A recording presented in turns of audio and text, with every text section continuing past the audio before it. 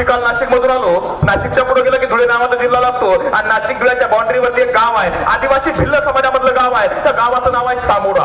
त्या सामोड्यामध्ये भिल्ल समाजामधलं एक कुटुंब आहे. नवरा बायको 15-20 वर्षापूर्वीची घटना आहे. नवरा बायको दोघंही जण आहेत. नवऱ्याचं काम काय आहे? दारू पाडणे. गावठी दारू पाडायची, गावठी दारू विकायची. म्हणजे नवऱ्यानं गावठी दारू पाडायची, बायकोनं दारू विकायची. अवघ्यातपणे काम चालू आहे. आणि पाहता पाहता एके दिवशी त्या स्त्रीला दिवस गेले. पहिला महिना लागला, दुसरा, तिसरा, चौथा, पाचवा, 6वा महिना लागलाय आणि दारू विकायचं काम तसंच चालू आहे. आणि एके दिवशी अंधाऱ्या रात्री नवऱ्यानं दारू पाडली आहे आणि ती दारू सकाळी विकायच्या आधी या स्त्रीच्या नवऱ्यानं एक ग्लासभर पिऊन बघितली. पण दुर्दैवानं अंधाऱ्या रात्री ती दारू चुकीची पाडल्या गेल्यामुळे विषारी झाली होती आणि विषारी दारू पिऊन या स्त्रीच्या नवऱ्याचा तिच्या डोळ्यासमोर तडफडून मृत्यू झाला.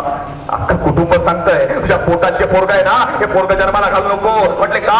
या पोराचा बाप मरून गेलाय, या पोरला सांभाळणार कोण आहे? गर्भपात कर, हे पोरग जन्माला घालू नको. आदिवासी स्त्री आहे, ती सांगते अजिबात जमणार नाही, हे माझा पोरगा आहे, माझ्या पोरला मी जन्माला घालणार. आणि त्या स्त्रीनं त्या पोरला जन्माला घातलं आणि ते पोरग आपल्या आईच्या हाताखाली वाढतंय, लहानाचं मोठं होतंय. ते पोरग पहिलीला गेलंय, दुसरीला गेलंय, तिसरीला गेलंय. आणि एके दिवशी सायंकाळी 5 वाजता पोरग शाळेमधून घरी आलं, अभ्यास करत बसलं आणि अभ्यास करत बसलं असताना एक गिऱ्हाईक दारू घ्यायला आलंय. 20 रुपये दिले, 15 रुपयाची दारू त्या आईकडून घेतली आणि परत आलेले 5 रुपये या पोराच्या हातावर टेकवले आणि सांगितलं, ए राजा, जा 5 रुपयाचे फुटाने घेऊन ये. आणि ते शब्द त्या पोरानं ऐकले. हे पोरग म्हणतं, नाही, मला अभ्यास करायचा आहे. आणि गिऱ्हाईकानं काय करावं? या पोराच्या फार दिवशी थोबारीत मारली आणि सांगितलं, अभ्यास करून कोणता कलेक्टर होणार आहे? जाय घेऊन ये फुटाने. ते पोरग रडायला लागलंय आणि पोराचे अश्रू आईने बघितले. आई धावत आली, पोराला मिठीत घेतलं आणि गिऱ्हाईकाला सांगितलं, साहेब, माझ्या पोराला मारायचं कारण नाही, माझं पोरग ही कधीतरी कलेक्टर होईल. आणि आश्चर्याची गोष्ट म्हणजे तेच पोरग आज रोजी नांदेडमध्ये कलेक्टर पदावर जाऊन पोहोचलंय. त्या पोराचं नाव आहे डॉक्टर राजेंद्र भारुडे.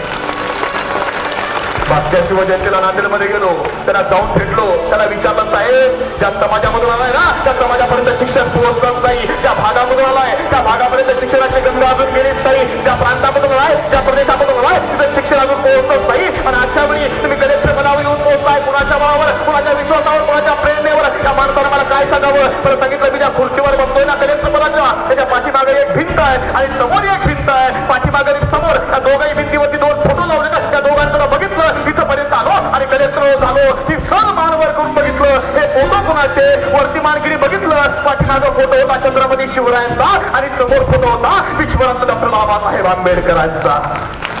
जाऊन बघा, अरे शिवरायांचं आणि बाबासाहेबांचं नाव घेऊन तर पोरं कलेक्टर होत असतील तर आमच्या पोरांना काय कमी आहे? आम्ही कधी विचार केला का?